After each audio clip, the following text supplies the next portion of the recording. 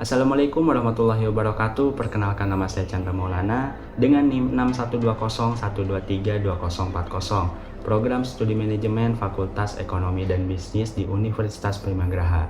Nah, pada kesempatan kali ini saya akan melakukan presentasi nih untuk memenuhi tugas ujian tengah semester di mata kuliah Manajemen Kinerja yang mencakup pembahasannya dari kelompok 1 sampai kelompok 6. Nah, manajemen kinerja ini merupakan salah satu aspek penting dalam suatu organisasi karena berkaitan langsung dengan bagaimana si organisasi ini mengelola, mengukur, dan meningkatkan kinerja individu maupun tim agar tujuan organisasi tersebut dapat tercapai secara efektif dan efisien. Pertama, kita mulai dari pengertian manajemen kinerja. Manajemen kinerja adalah suatu proses yang dilakukan secara berkelanjutan untuk memastikan bahwa kinerja individu dan organisasi berjalan sesuai dengan tujuan yang telah ditetapkan. Nah, dalam manajemen kinerja terdapat beberapa tujuan utama. Yang pertama adalah tujuan strategis, yaitu untuk memastikan bahwa seluruh aktivitas karyawan selaras dengan visi dan misi organisasi. Yang kedua adalah tujuan administratif, yaitu untuk sebagai dasar pengambilan keputusan seperti promosi, penilaian kinerja, maupun pemberian kompensasi.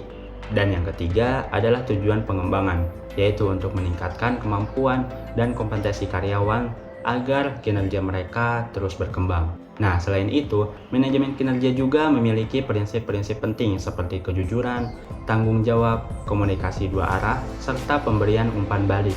Prinsip-prinsip ini sangat penting karena dapat menciptakan hubungan kerja yang baik serta meningkatkan motivasi dan produktivitas kerja.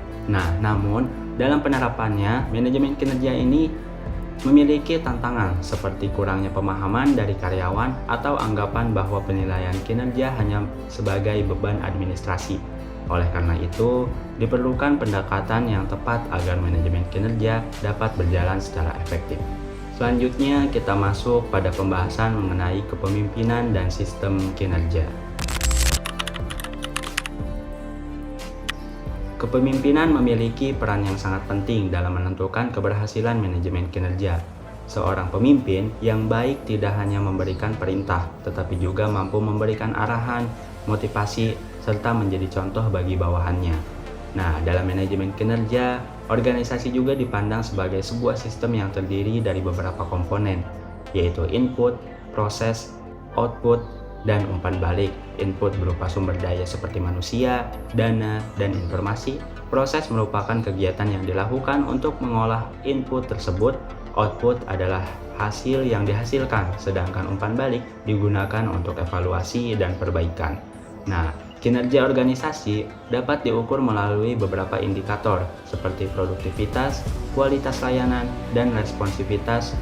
Produktivitas menunjukkan efisiensi kerja, kualitas layanan berkaitan dengan kepuasan pengguna, sedangkan responsivitas menunjukkan kemampuan organisasi dalam merespon kebutuhan. Nah, dengan adanya kepemimpinan yang baik dan sistem yang terintegrasi, maka kinerja organisasi dapat berjalan secara optimal. Selanjutnya, kita membahas pendekatan sistem dalam manajemen kinerja. Pendekatan sistem adalah cara pandang yang melihat organisasi sebagai satu kesatuan yang terdiri dari berbagai bagian yang saling berhubungan. Artinya, setiap bagian dalam organisasi harus saling bekerja sama untuk mencapai tujuan bersama. Nah, dalam pendekatan ini, organisasi memiliki alur yang terdiri dari input, proses, dan output. Input berupa sumber daya seperti manusia, uang, dan informasi, kemudian diproses melalui aktivitas organisasi dan menghasilkan output berupa produk atau layanan. Nah, pendekatan sistem juga menekankan pentingnya koordinasi dan komunikasi antara bagian.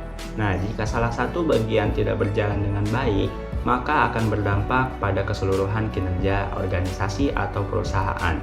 Nah, selain itu, terdapat dua jenis pendekatan sistem, yaitu sistem tertutup dan sistem terbuka. Sistem tertutup hanya fokus pada koordinasi internal organisasi. Nah, sedangkan sistem terbuka mempertimbangkan lingkungan eksternal dan perubahan yang terjadi.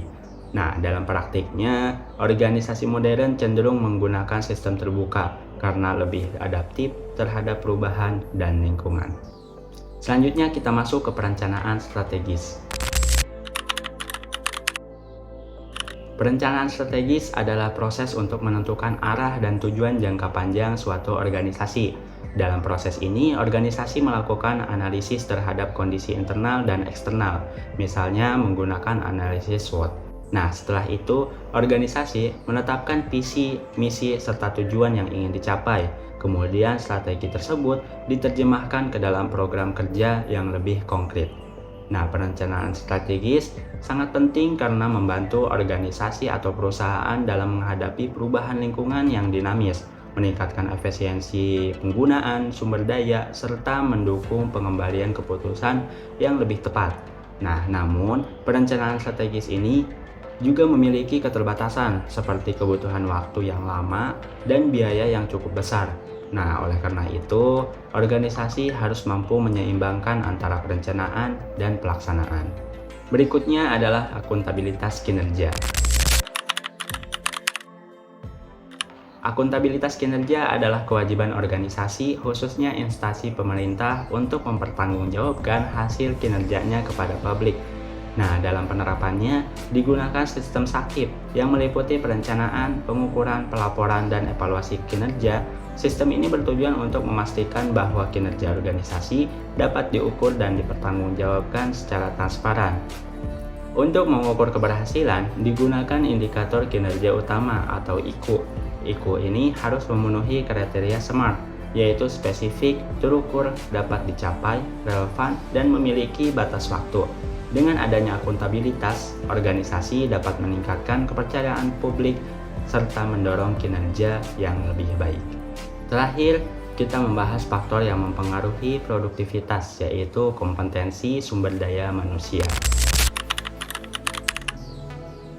Kompetensi merupakan kemampuan yang dimiliki seseorang dalam melakukan pekerjaannya.